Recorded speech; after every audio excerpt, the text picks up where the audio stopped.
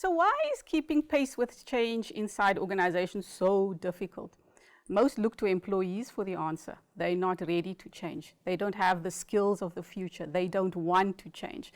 And while some of this might ring true, in fact, it's not the full answer. We have to look elsewhere for the full answer. We have to look to the decision makers, the budget holders, the influencers, those who determine whether an organization is a disruptor, really outpacing change, or being disrupted, slowly stagnating into irrelevance. We have to look to leaders. And in case you're wondering who are leaders, whether you're the CEO leading the entire organization or you're a team lead leading 2 people, you are a leader because you set the pace for change.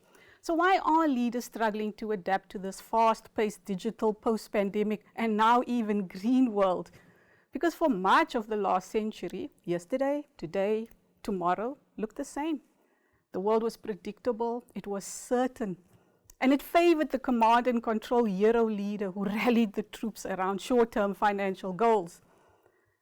The one who manages return to his narrow shareholder group, but disregards return to his broader stakeholder group. But that's not the world we live in now. The world is different now. It is fragile, it is volatile, it is complex, it is uncertain, and it's ambiguous. Black swans are becoming ordinary. And for that kind of world, we need leaders who are prepared to shift their mindset, to shift their behaviors. Leaders who recognize that the skills that got them to today are not necessarily going to be the skills that serve them tomorrow. So let me share with you 4 behavioral shifts that can help you transition to a change-smart, responsive, and future-fit leader.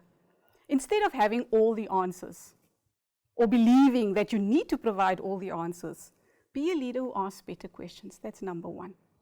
And so you can help others, and others can help you uncover the unknowns. Number 2, encourage experimentation. Nelson Mandela said, I never fail, I never lose. I either win or I learn. Learning is what you need to do. Number 3, instead of focusing on intellect, focus on WeQ, not IQ, WeQ.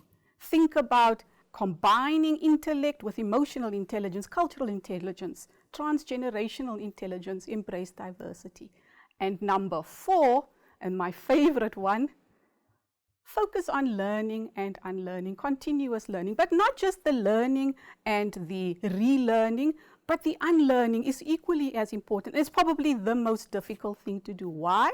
Because learning requires you to be curious. But unlearning requires you to be courageous and humble enough to know and to say, I don't know.